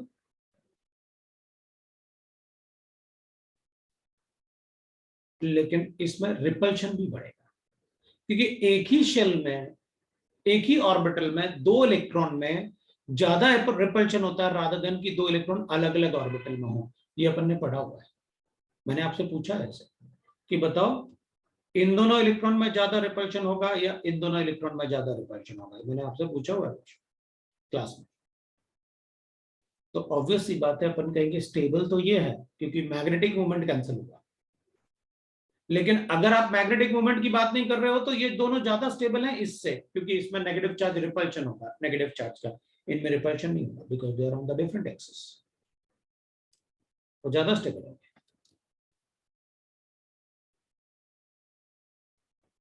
अब भाई कोई पूछ रहा है 3:30 तक क्लास है या 4 बजे तक, कोई काम है क्या बताओ,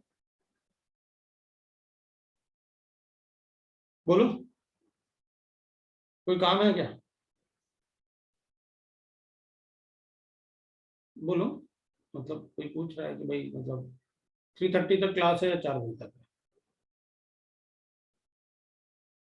लो कोई काम नहीं तो कहता हूँ अभी चले जाओ, भाई अभी चले जाओ और भी अच्छा है, क्यों फालतू में 3:30 तक वेट कर रहे हो।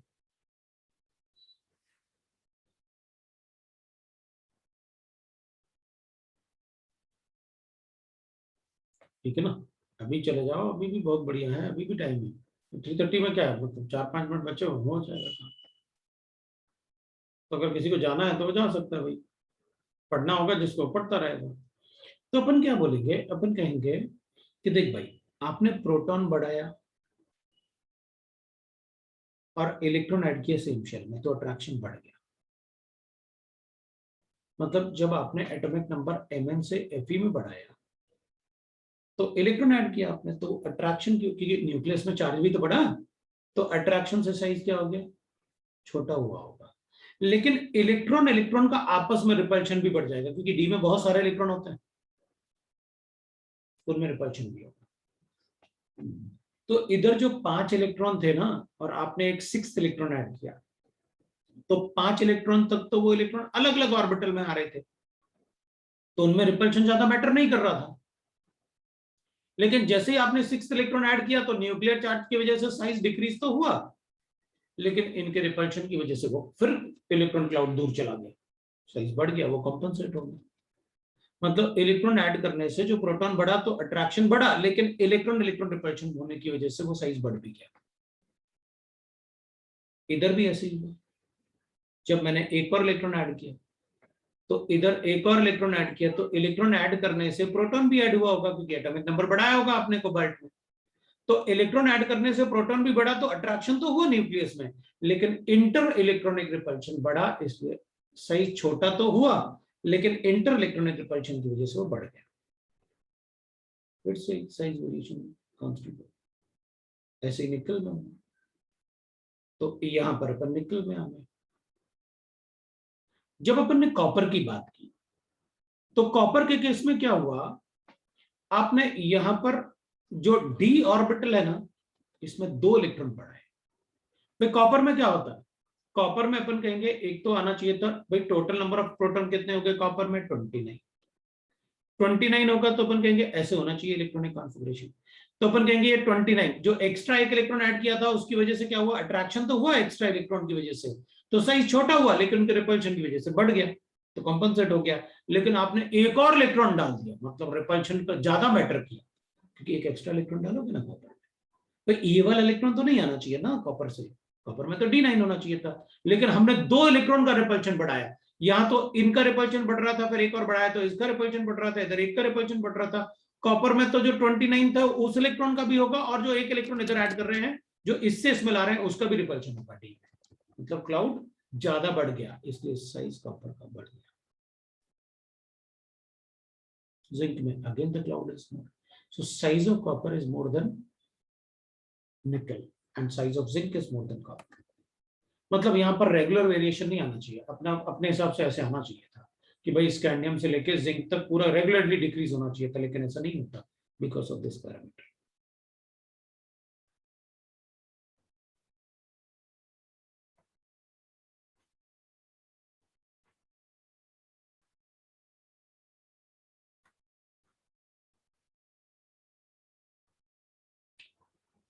After atomic number 25, the extra electron added.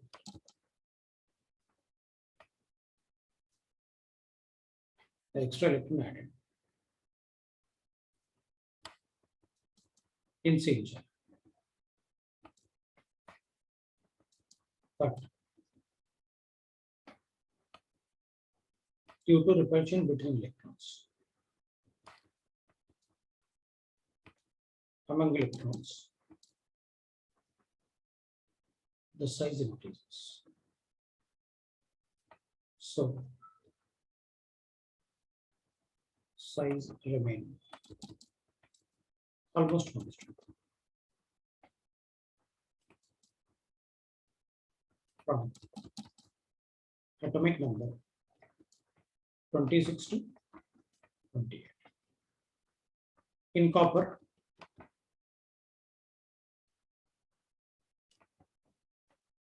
one extra electron is added from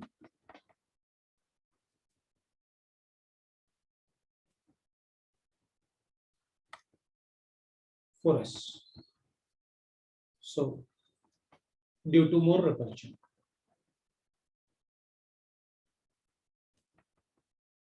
size increases. इसलिए इसमें साइज बढ़ता है। ये थोड़ा बहुत आइडिया अपन को होना चाहिए।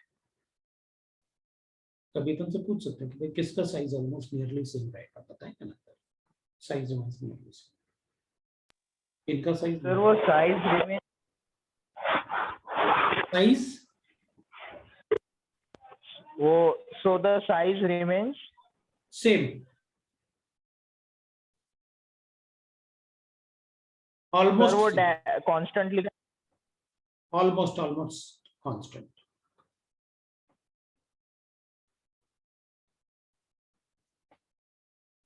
Almost constant.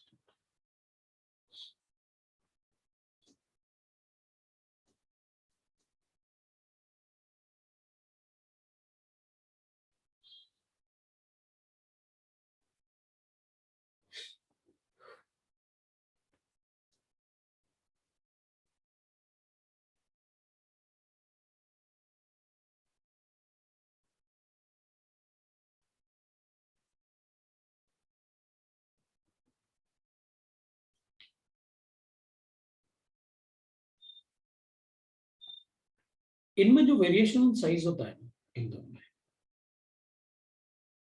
वो बहुत कम होता है।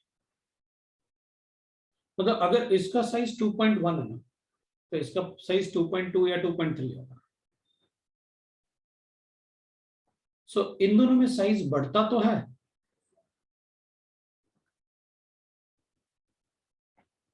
But only at first place of decimal.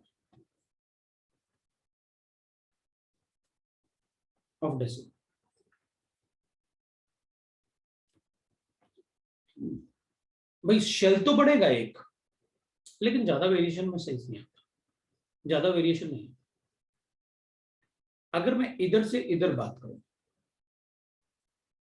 तो साइज में इंक्रीज,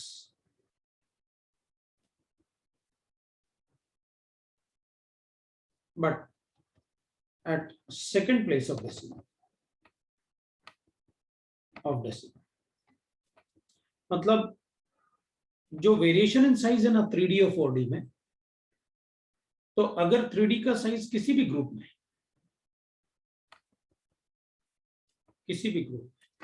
मतलब अगर इटरबियम का स्कैंडियम और इसका साइज मुझे गिवन है, इसका साइज मुझे 2.1 गिवन है, तो ये 2.2 हो सकता है या 2.3, बट इसको और इसको लिखूंगा तो अगर इटरबियम का साइज 2.31 है तो वो लेंथनम का साइज 2.32 ऐसे 32 या 34 हो जाएगा बस। तो इसमें और इसमें साइज चेंज क्यों नहीं होता? बिकॉज डी ऑर्बिटल की वजह से। डी एस पूरा नहीं इफेक्ट ना, साइज तो बढ़ा लेकिन अंदर जो इलेक्ट्रॉन, जो इनर शेल में जो इलेक्ट्रॉन होंगे ना वो 10 डी इलेक्ट्रॉन्स होंगे। इधर से इधर आऊंगा तो साइज तो बढ़ा लेकिन 20 डी इलेक्ट्रॉन्स होंगे। और यहां पर इन दोनों के बीच में यहां पर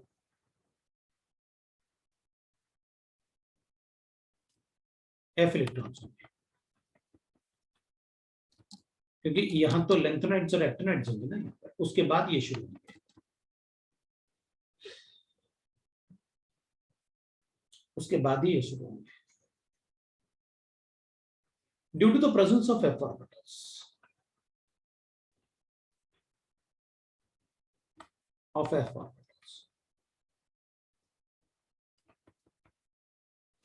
इलेक्ट्रॉन्स में।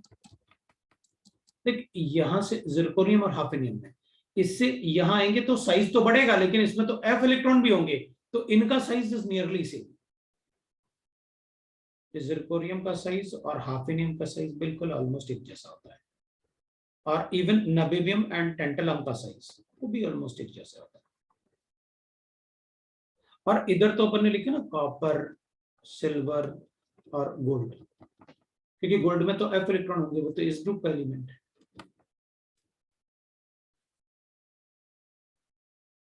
अगर अपन देखेंगे तो कॉपर का साइज बड़ा छोटा होना चाहिए सिल्वर से, सिल्वर का साइज छोटा होना चाहिए गोल्ड से, लेकिन यहाँ तो सब गड़बड़ होता है, गोल्ड का साइज छोटा होता है सिल्वर से। Copper is smaller than gold and gold is smaller than silver, मतलब इन तीनों में सबसे बड़ा साइज जो होता है वो सिल्वर का होता है। भाई कॉपर सबसे छोटा होना चाहिए, वो है, लेकिन सिल्वर को छोटा होना चाहिए ना गोल्ड से, लेकिन होता उल्टा है, गोल्ड छोटा होता है सिल्वर से। आप देखोगे तो मैंने इस वाले पार्ट को भी ना पीरियोडिक टेबल में ऐसे सर्किल किया था और इसको भी सर्किल किया था, अब देखोगे तो वहां दिखेगा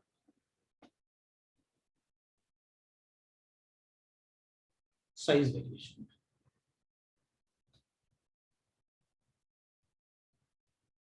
D block we can write like this.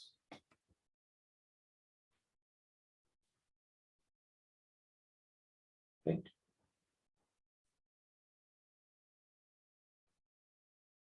अब एक छोटा सा पार्ट अपन एफ ब्लॉक के लिए भी लिखेंगे, ठीक है, छोटा सा पार्ट अपन एफ ब्लॉक के लिए भी लिखेंगे।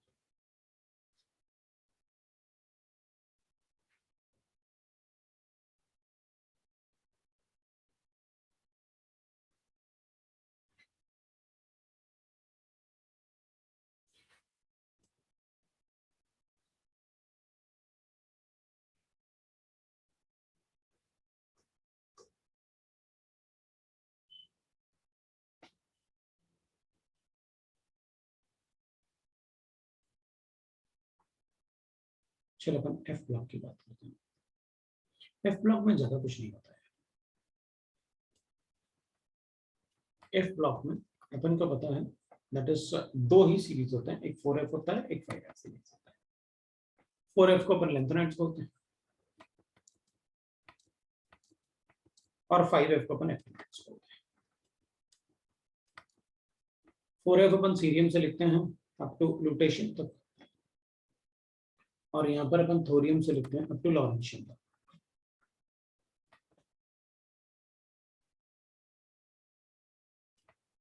बीच में इसमें गैडोलिनियम आता है और इसमें सीएम आता है।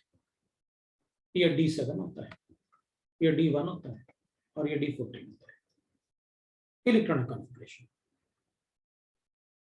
बट F का पुअरेस्ट स्क्रीनिंग इफेक्ट होता है। F orbital electrons have poorest screening effect. So there is a regular decrease in their size. A regular decrease in their size from LHS to RHS.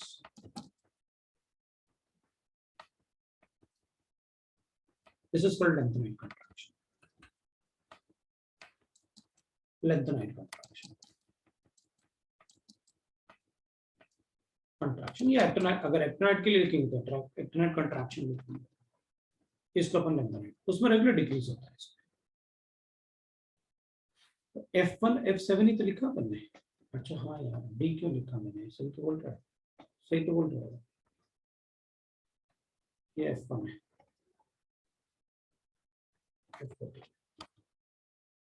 मुझे लगने लगा ना class खत्म करो ना, बच्चे कह रहे हैं क्लास खत्म करो तो करो, क्यों फालतू में परेशान?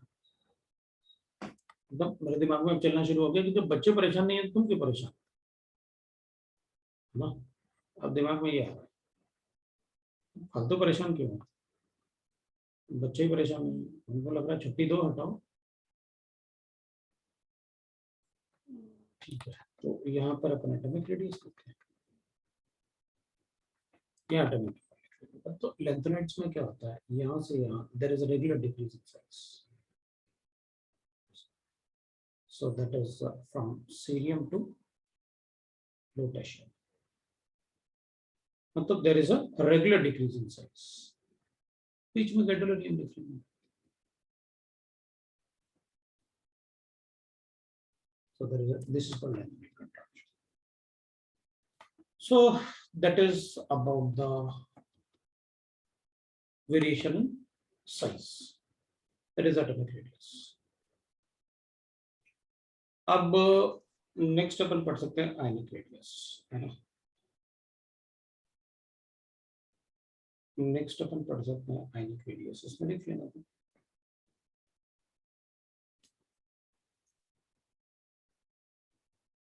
ना। नेक्स्ट अपन पढ़ सकते हैं आयनिक रेडियस।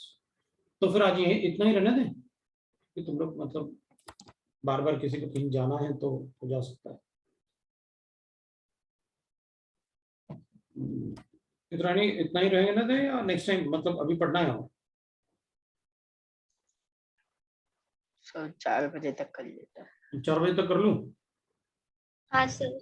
चलो फिर 4 बजे तक कर लेते हैं, तो मुझे तो फायदे, तुम्हें भी बहुत फायदा है, मुझे भी फायदा है। चलो फिर अपन लिखते हैं आयनिक रेडियस। अब आयनिक रेडियस में व्हाट हैपेंस ना, जैसे अपन आयंस की बात करेंगे ना रेडियस में, तो अपन कैटायंस और एनायन की बात करेंगे।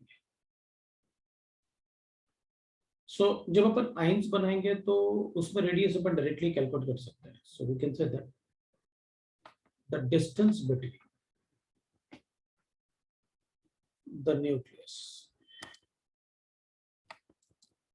and the outermost shell of isolated ion is ionic radius.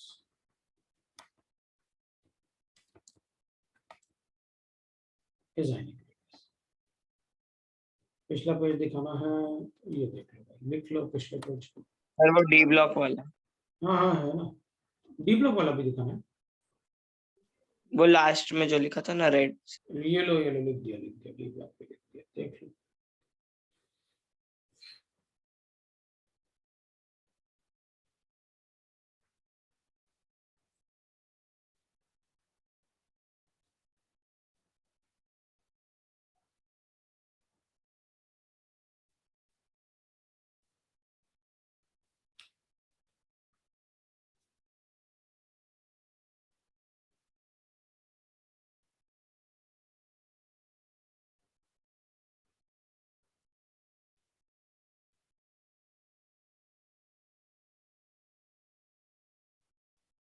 हो गया, जब हो जाए तो बताऊंगा।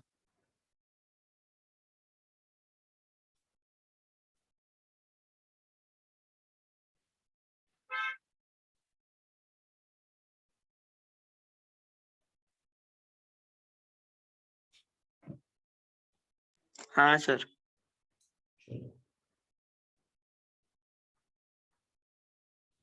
तो इसमें ना अपन आइंस का तो साइज कैलकुलेट कर सकते हैं भाई, अपने पास एक ऐसे आइंस है तो अपन बता देंगे भाई इंटरन्यूक्लियर डिस्टेंस तो है नहीं, ये तो आइसोलेटेड एटम का ही कैलकुलेट कर सकते हैं, न्यूक्लियस से लेके यहाँ तक जो डिस्टेंस होगा वो रेडियस हो जाएगा।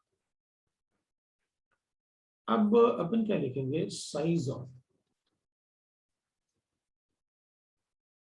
राइट ना, atom is greater than it's cation,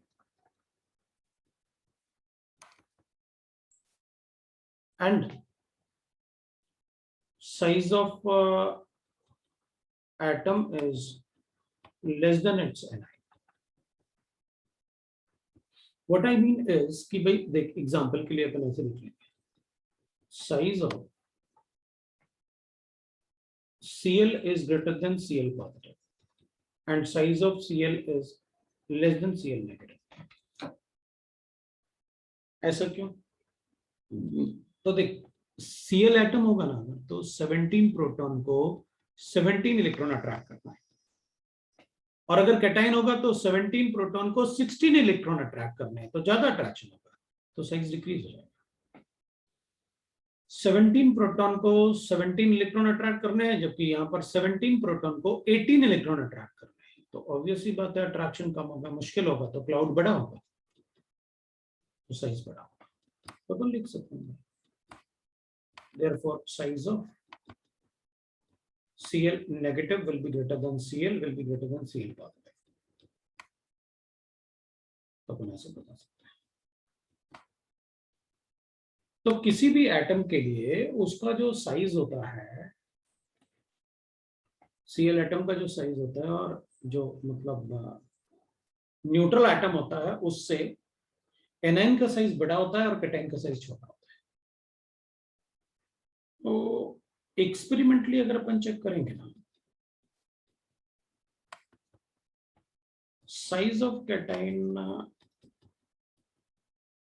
is nearly half of size of atom.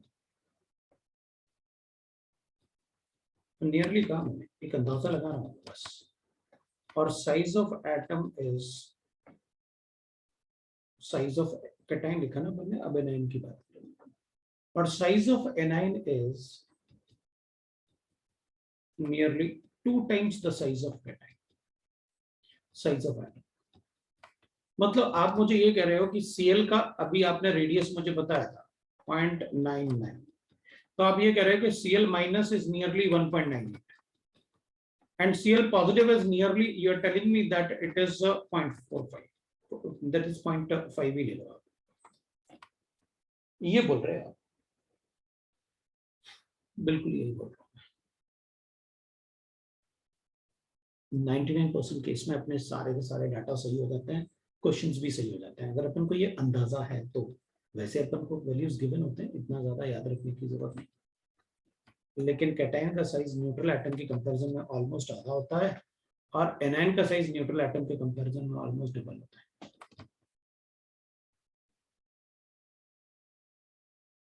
अब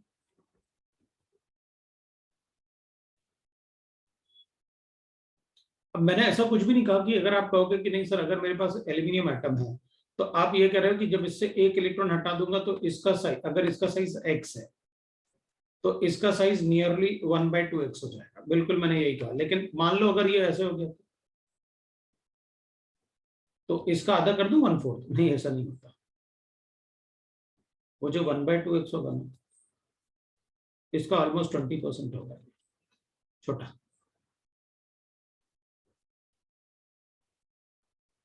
और अगर एक और हटा दे तो अब ऐसे नहीं होगा कि इसका आधा कर देंगे कि भाई एक इलेक्ट्रॉन हटाओ आधा कर दो, दूसरा हटाओ उससे भी आधा कर दो, थर्ड हटाओ उससे भी, ऐसे नहीं होता।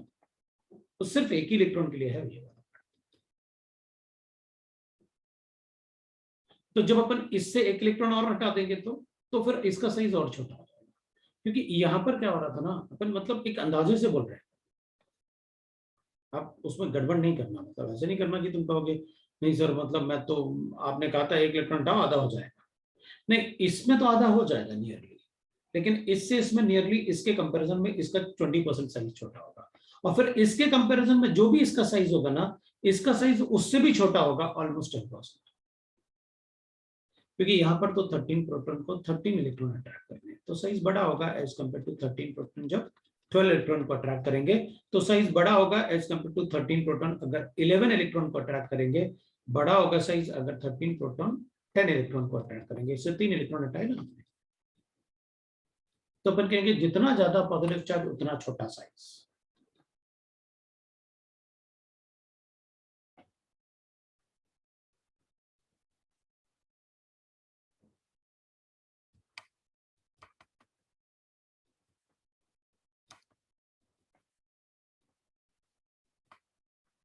और एनाइन होता तो size will be directly proportional.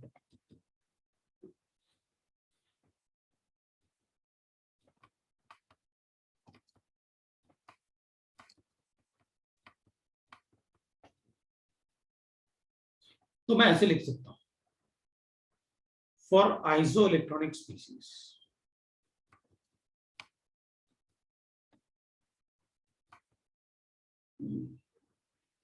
radius will be directly proportional.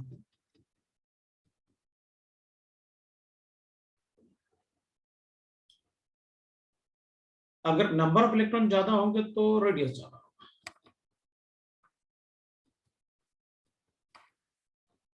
जैसे मान लो आइसो इलेक्ट्रॉनिक का मतलब क्या है, एग्जांपल ले लो एक।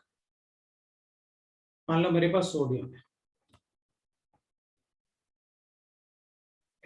दैट इज मैग्नीशियम है,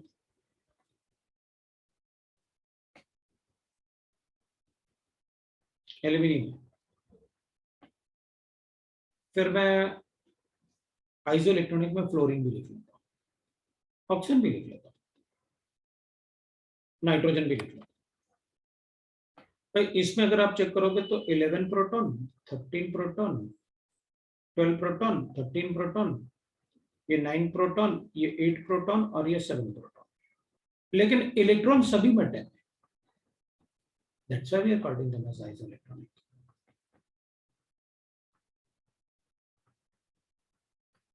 सबसे छोटा साइज एल्यूमिनियम का, 13 प्रोटॉन को 10 इलेक्ट्रॉन अट्रैक्ट करने, और सबसे बड़ा साइज N का, नाइट्रोजन का, 7 प्रोटॉन को 10 इलेक्ट्रॉन अट्रैक्ट करने हैं, तो अच्छा अट्रैक्शन नहीं होगा, so electron cloud will be larger. तो अपन कहेंगे ठीक है, size of anion will be directly proportional to charge. इसमें चार्ज सबसे ज्यादा है, सो इसका साइज सबसे बड़ा होगा, इसका साइज इससे बड़ा है, इसका साइज इससे बड़ा है। तो अगर मुझे आंसर लिखना है तो मैं लिख सकता हूँ आंसर। साइज की बात करूंगा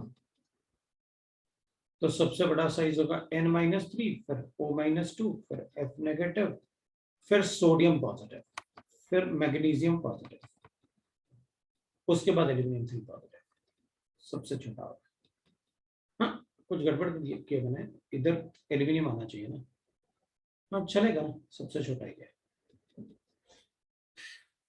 अपने मतलब ऑर्डर अपन को समझ में आ रहा है, आपने लिखा ना ये दिस इज ग्रेटर देन, तो ये सबसे बड़ा, ये सबसे छोटा हो गया, सबसे बड़ा और सबसे छोटा।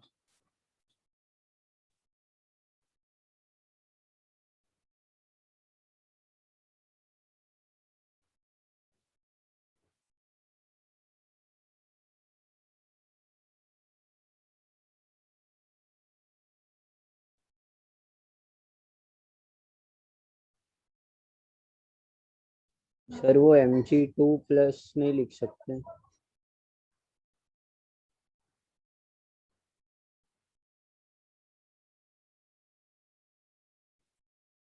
mg2 प्लस है ना, लिखा ना अपन ने mg2 प्लस में। नहीं वो इधर भी +2 और 2 प्लस एक ही होता है ना? हाँ एक ही बात है, उसमें कोई डिफरेंस।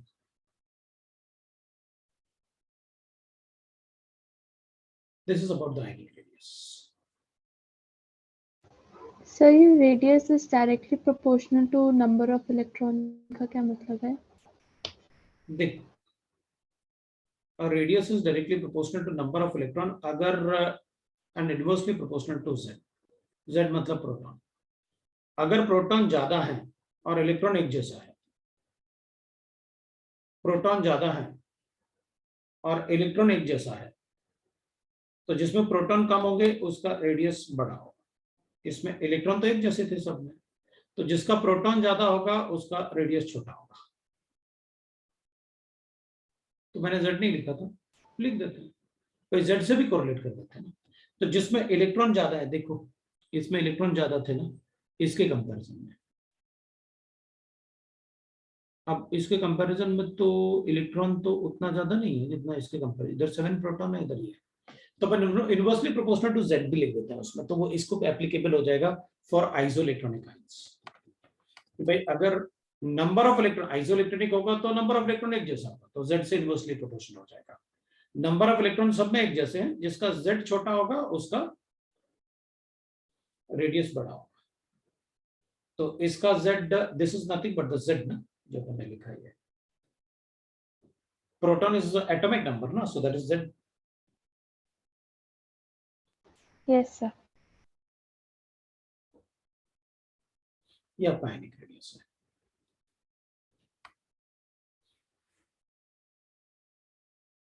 तो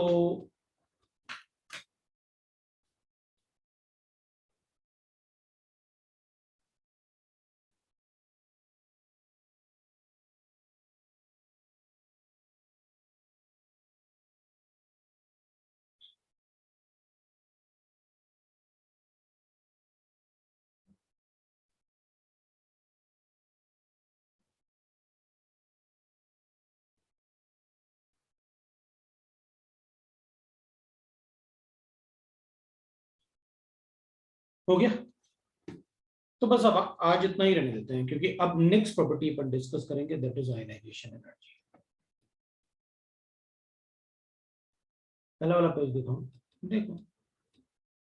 ओके सर। तो अपन ना अब यहीं रुक जाते हैं और नेक्स्ट टाइम फिर अपन इसको कंटिन्यू